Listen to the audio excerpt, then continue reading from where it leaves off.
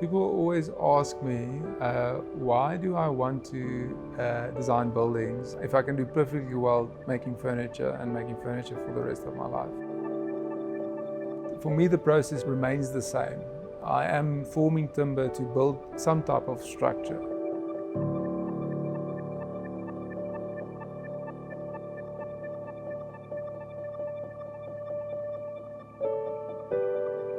Unending flow.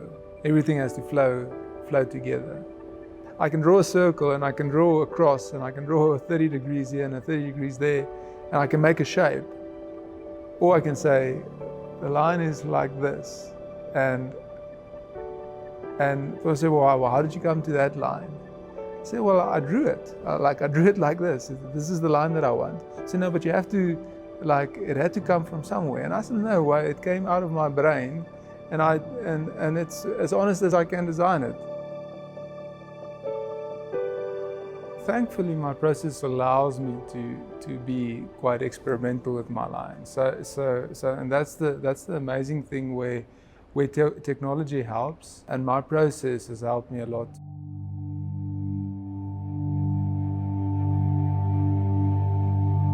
I went to my first international shows and I just saw this furniture that was at a level which I just felt as if I'm inferior. I just couldn't make the level of furniture that I saw at these international shows. And that desire to figure out how to do that led me to sort of looking at international companies and how they did it.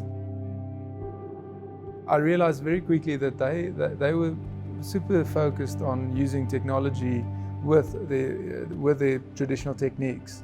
So I knew that technology was the way to go. So I decided to go to Krynauw, which is like the biggest woodwork fair in the world in Germany, and I was blown away by what I saw there. I saw the most amazing machines that you can build anything. I mean, it's possible, you can build anything, you just need these machines. And I came back very inspired but a little bit despondent, because those machines were, you're talking about 10 million rand for a type of CNC machine that can help you build structures. And I was determined to buy that machine, although I was completely out of my league. But I just wanted to do it. So I designed a prototype of something that I felt I could make with a machine that I could afford.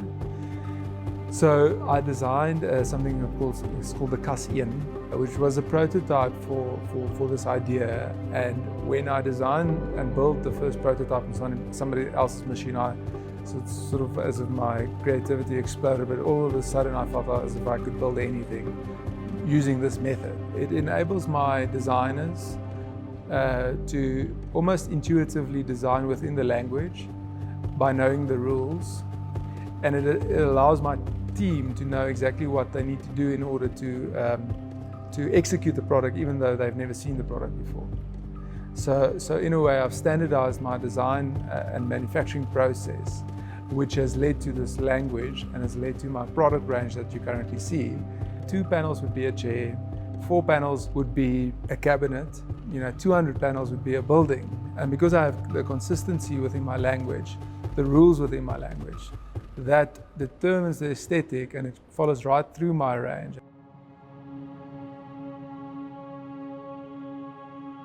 The origin of this land is significant from a South African context. It belonged to Andries Pretorius, and it's been in my fiance's family for the last 200 years.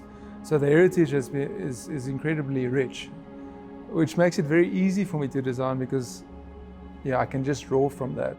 So the Cape Dutch facade was a given, and just the idea of making a Cape Dutch facade extrusion was an instant idea. So when I design a chair or a building, I design it from a paneling perspective, looking at panels and how panels come together in order to form the structure. When I actually saw it for the first time in real life, it became this amazing surprise, because I didn't know what I was getting. It's a nice surprise seeing what the shape is going to be.